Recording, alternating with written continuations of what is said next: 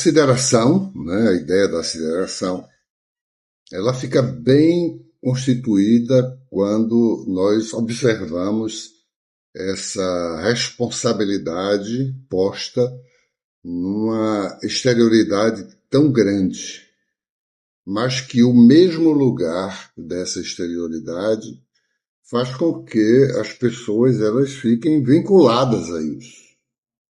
E aí podemos dizer, né, a culpa está na estrela de cada pessoa, incorporando essa ideia da alteridade, mesmo nessa extrema distância.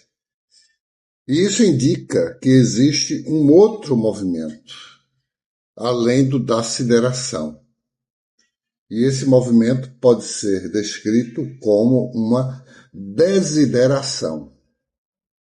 Ou seja, é o que se inclina para o sentido, por exemplo, trazido no poema de Manuel Bandeira, A Estrela, que está presente no livro Estrela da Vida Inteira, Poesia Reunida, de 1973. Eis o poema de Bandeira. Vi uma estrela tão alta, vi uma estrela tão fria, vi uma estrela reluzindo na minha vida vazia. Era uma estrela tão alta, era uma estrela tão fria, era uma estrela sozinha, luzindo no fim do dia. Por que da sua distância para minha companhia não baixava aquela estrela? Por que tão alto luzia? E ouvia na sombra funda responder que assim fazia para dar uma esperança mais triste ao fim do meu dia. Então nós temos aí contemplado todo um movimento que estamos lidando, né? Um movimento que nós estamos trabalhando nesse vínculo de sideração estabelecido pelo fato de que as estrelas estão sempre no mesmo lugar e, estando no mesmo lugar, as pessoas começam a olhar para a abóbada celeste e ver ali algo de uma implicação de si mesmo com aquele astro, com aquela luz emanada por aquele astro. É claro que as estrelas elas não estão formando aquela coberta, como é vista de baixo, deitado, olhando para o céu. Muitas vezes uma que está supostamente perto da outra está numa profundidade de uma distância inimaginável uma da outra.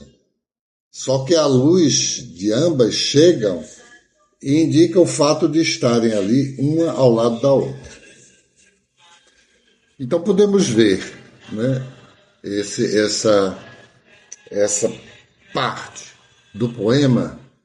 Por que tão alto luzia? É a forma de uma pessoa querer a proximidade com o que não pode alcançar no plano da captura. Pois a alteridade serve para dar uma esperança e retirar o que pode ser tristeza ao fim do dia. Isso pode ser visto quando olhamos para a reclusão, por exemplo, da personagem histórica chamada Zoroastro ou Zaratustra, tomado principalmente Zaratustra na obra de Nietzsche. Ele ficou recluso numa montanha ou viveu no ermo do nomadismo, indicando estar numa solidão por 10 anos. Ele é como se fosse assim um referencial que nós poderíamos olhar e ver nesse referencial, porque, por exemplo, nas óperas de Wagner, né, o Ouro no Reno, seria esse ouro no reino, seria esse metal precioso que luzia, né? Mas historicamente existiu o Zaratustra, também conhecido pelo nome de Zoroastro. E é interessante aí encontrar em português, não quer dizer que haja uma equivalência, mas é apenas uma curiosidade, que tem aí a figura do astro, conhecido como um profeta, que fundou o zoroastrismo no século VII a.C., na antiga Pérsia. Introduziu aí a religião monoteísta, centrada numa entidade chamada Ahura Mazda, tido a partir de sua sabedoria a luta cósmica entre o bem e o mal. Ele se retira, Zoroastro se retira para as montanhas, longe da alteridade dos agrupamentos, e disso busca realizar um processo simbólico, mas numa interseção entre o imaginário com o real.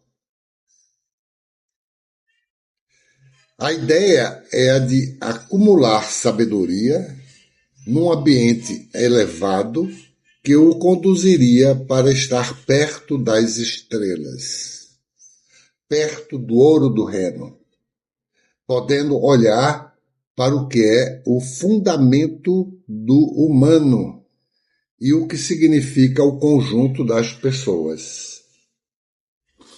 Por conta disso, o sentido da vida nos vales e nas cidades, esse sentido passa a ser vulgarizado, o que o coloca bem distante de sua estrela, preferindo desenvolver o valor dado à introspecção e um dado avanço espiritual.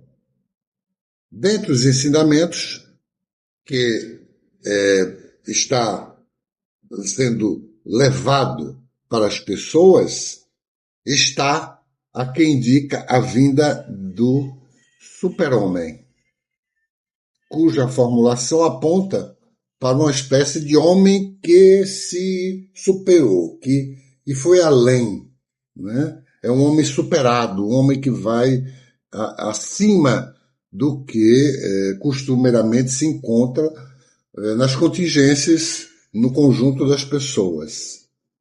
E Zoroastro queria exatamente capturar essa centelha ou esse brilho do ouro, como o ouro do Reno, você pegar esse brilho e constituir a partir daí uma espécie de anel, como Wagner fala, né? Um anel.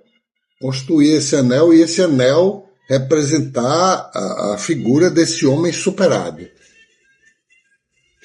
E ele chega nesse ponto, quando Nietzsche afirma o que denominou como vontade de potência, cujo tema repercute no endereçamento para outras vias que são colocadas como diferentes às que existiam na época entre os persas.